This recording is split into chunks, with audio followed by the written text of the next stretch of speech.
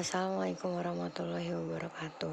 Kami dari kelompok 5A hari ini akan mempresentasikan hasil kerja kelompok kami dengan judul Uji Validitas dan Reliabilitas Instrumen Penelitian Faktor Tingkat Kebahagiaan Mahasiswa Sains Data 2022 dari mata kuliah Statistika Sains Data.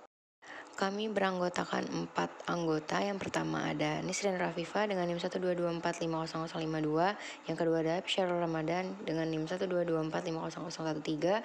Yang ketiga ada Pramudia Wibowo dengan NIM 121450030. Dan yang terakhir ada Mirzan Yusuf Rabbani dengan NIM 122450118.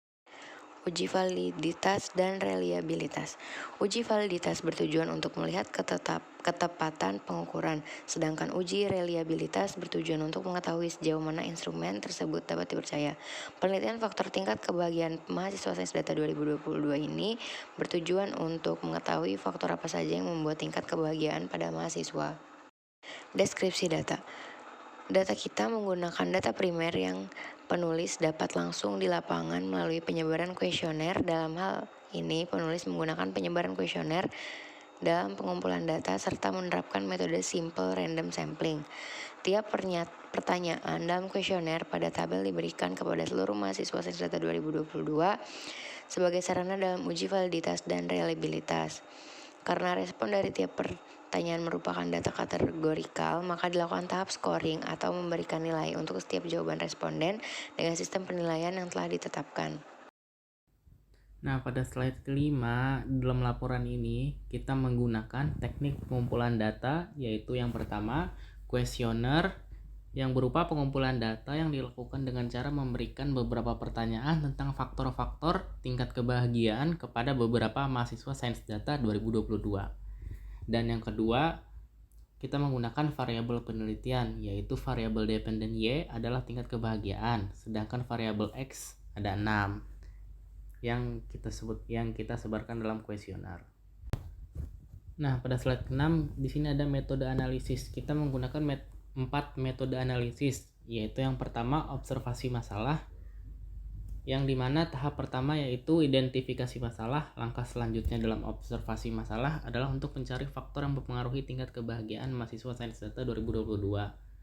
Dan yang kedua yaitu pengumpulan data. Tahap kedua untuk pengumpulan data awal yaitu dengan melakukan penyebaran kuesioner kepada mahasiswa Sains Data 2022. Nah, yang ketiga ada pengolahan data. Pada tahap ini dilakukan uji validitas dan reliabilitas menggunakan tools Excel. Nah, yang terakhir ada metode saran dan kesimpulan, yaitu pernyataan singkat, jelas, dan sistematis atau usulan pendapat yang berkaitan dengan pemecahan masalah yang menjadi objek.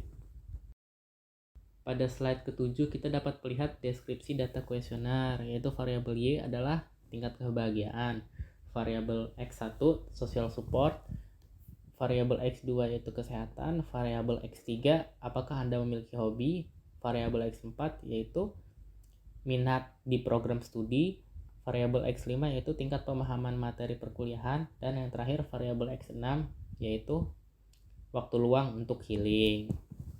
Nah, pada 7 aspek variabel ini kemudian akan dibuat ke dalam kuesioner yang akan diberikan kepada responden.